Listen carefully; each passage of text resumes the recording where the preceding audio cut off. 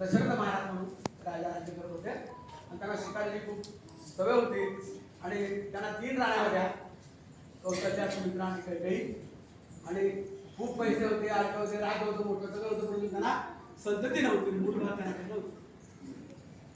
मूलभाव असल्याच्या चिंतेमध्ये होते. असं एक दिवशी शिकारीला निघाले ते. शिकारीला निघून दिवसभर त्यांना शिकार काही मिळाले नाही. हिरिसनच्या एका झाडावरती चढले, पाण्याच्या पेक्षा थांबले की बाबा पाणी प्यायला कोणीतरी हिरिसनच्या आपण घेईल आणि आपण त्याची शिकार करू आणि घरी जाऊ राजधानीला, असं म्हणून ते झाडावर चढून बसले. तिकडं तो श्रावण बाळ त्या जमाना माझ्या आई वडिलांना घेऊन आला आणि आई वडिलांना खूप तहान लागली होती. म्हणून सांगितले बा आम्हाला पाणी तहान लागली म्हणून आई वडील आणले होते. मग ती घागर घेतली त्यांनी आणि बघतो म्हणायचं पाणी आहे. मग दिसतं पाणी.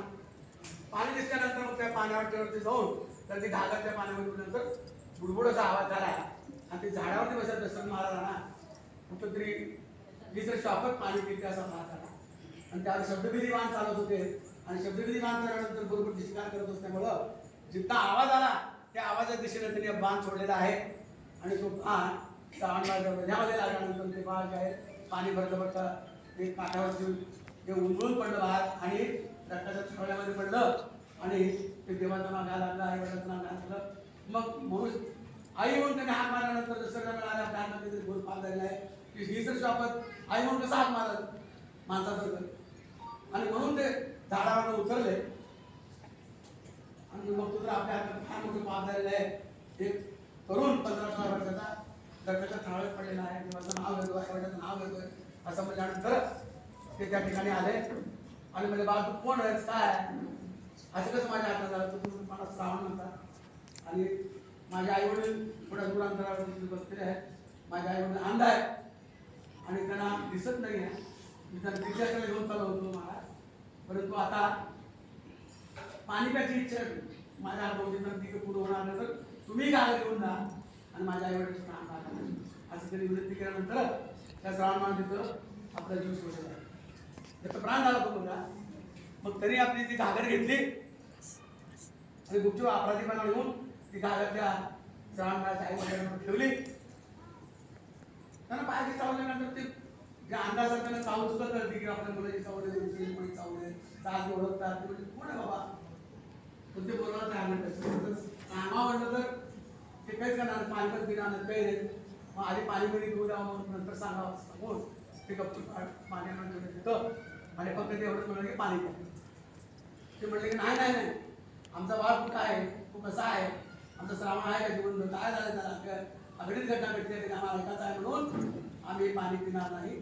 जोपर्यंत आमच्या बाळाची आणि कुशाली आम्हाला कळत नाही तोपर्यंत आम्ही पाणी पिणार नाही. राजा खूप पेटामध्ये पडला का बोलायलाच पाहिजे नाही बोलतोय पाणी पण पिणार नाही.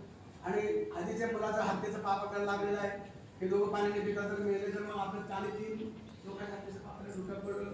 आधीच आपल्याला मुलबाळ नाही आहे तर हे पाप अजून कसं काय आपण असं मला त्यांना सांगितलं मी अयोध्येचा राजा दशरथ आहे आणि चुकून हेच तर श्वापात म्हणून मी बाण चालवला शब्द मी आणि तुमच्या मुलाला लागला तो आणि तुमचा मुलगा त्या जगाच्या रामाने नाही त्याचा प्राण झाला.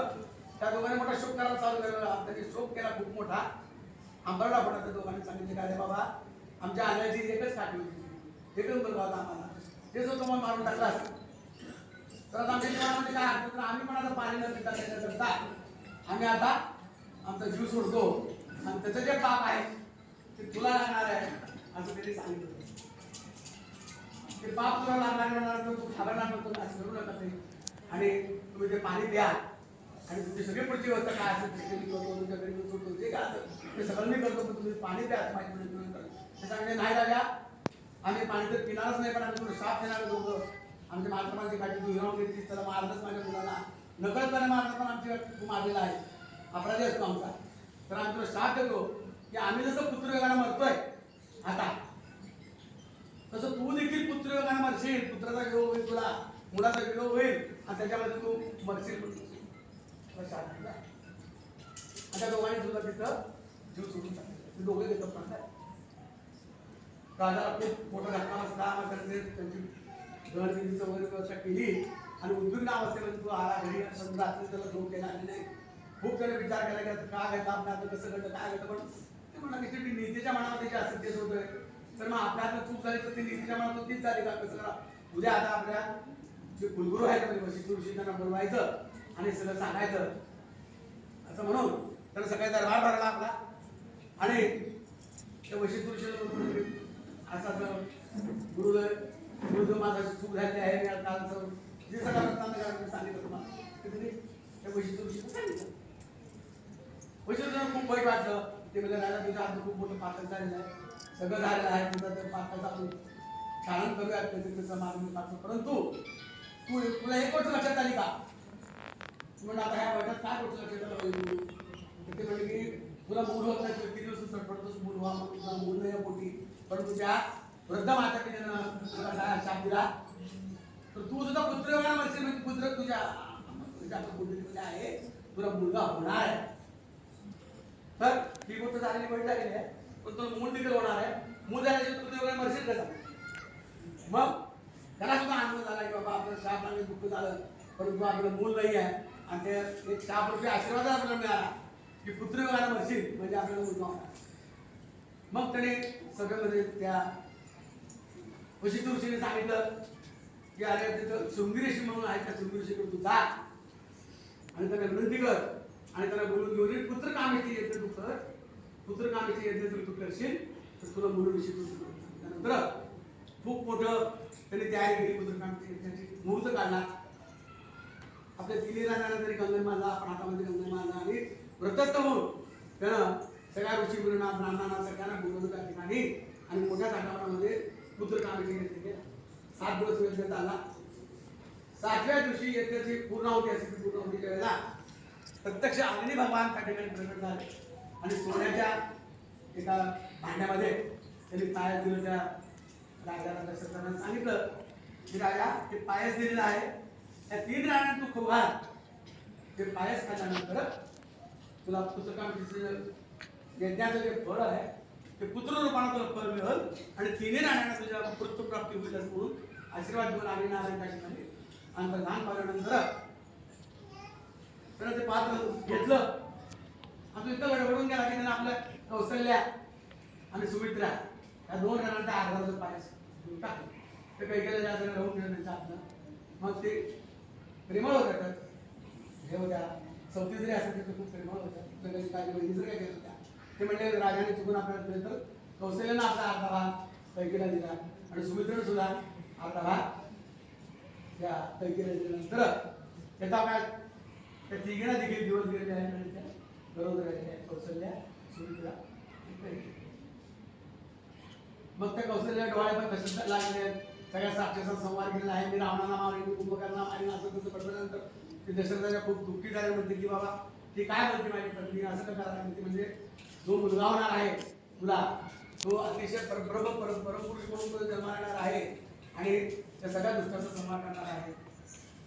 मग त्यांनी सांगितलं की मारी सुबाहू खर विषर रावण कुंभकर्ण आईराम महिराम त्या सगळ्याचा नाश तो करून पृथ्वी निष्कंटक तो करणार आहे असं म्हणून सांगितल्यानंतर तिकडे त्यांना त्यांनी ते बसाय त्यांनी खाल्लं आणि इकडं त्या रावणाच्या आणि कुंभकर्णाच्या जे इतर जे सगळे राक्षस होते त्या सगळ्या राक्षसाच्या प्रकोपामुळं आपल्यासारखी जनता होती, ती जनता आणि ब्राह्मण ऋषीमुनी सगळे त्रायमान झाले होते आणि ते सगळ्यांनी इंद्राकडे प्रार्थना केली की तेव्हा एकही सज्जन माणूस या ठिकाणी नीट जगू शकत नाही अशी परिस्थिती आलेली आहे. तर काहीतरी करा भगवंता आणि आम्हाला वाचवल्यानंतर इंद्र म्हणाले की बाबा तुम्ही महादेवाला शरण जा, महादेवाकडे तुम्ही सगळेजण जा. सगळ्या जेवणासाठी त्या महादेवाकडे गेला तर तुमची इच्छा पूर्ण नंतर सगळेजण महादेवाकडे गेले आणि सांगतात की बाबा ते रावण कुंभकर्ण आणि बाकीचे राक्षस आधीचे उजळले झाले आणि कुणालाही जगणं मुश्किल केलं आहे. तर कृपावण्यानंतर मार्ग काढल्यानंतर महादेवासहित ब्रह्मदेवा सगळेजण जे भगवान विष्णू आहेत क्षीरसागर समुद्रामध्ये लक्ष्मीसहित बसले त्या ठिकाणी ते गेले आणि स्तुती केल्यानंतर भगवान विष्णू सांगितलं, भगवान विष्णूने पसंत केल्यानंतर सांगितलं की अरे बाबा तुम्ही एवढे सगळे देवमंडळी माझ्याकडे का बरं आल्यानंतर सांगितलं की पृथ्वीचे अतिशय आजारता मागितली आहे कमी करा तुम्ही आणि कुठलं तरी आम्हाला असं साधन द्या की बाबा जेणेकरून आम्हाला कुंभकर्ण सगळे राक्षस मरतील आणि सगळे यज्ञ याग आणि सगळे पृथ्वीवरती चांगले धार्मिक कार्यक्रम होतील असं तुम्ही पहा म्हटल्यानंतर त्यांनी सांगितलं तुम्ही काही काळजी करू नका. दशरथाला पुत्र काम दिलेला आहे आणि आता त्याला अग्निनारायणानं कसाय दिलेला आहे खाण्यासाठी पायास दिलेला आहे. त्याच्या पद्धतीने पायास खाल्लेला आहे. मी आता जो आहे तो कौशल्याच्या आणि दशरथाच्या पोटी मी राम म्हणून श्रीराम म्हणून जन्माला येणार आहे आणि मी सगळ्यांचा नानाट करणार आहे. मी काही काळजी करू नको सांगितल्यानंतर सगळ्याला अतिशय आनंद झाला. शंकर काय भरभर शत्रुघ्न म्हणून जन्माला येणार आहेत आणि मी ज्या शेषावरती बसलेला आहे ते शेष भगवान जे आहेत ते रक्षोडून ते सुमित्रेच्या पोटी जन्मणार आहे. त्यामुळं आम्ही 4 भावनेचे जन्म घेणार आहोत. सगळ्या राक्षसांचा संवाद करणार आहोत. तुम्ही निष्काळजी राहा आणि कुठलीही काळजी तुम्ही करू नका आणि तुमच्या लोकांना तुम्ही जा नंतर सगळ्या देवांना सगळ्या देवांना आनंद झाला आणि सगळ्या देवांनी विष्णूची आज्ञा घेऊन सगळेजण आपल्या आपल्या घरी गेले आणि म्हणजे सावकाश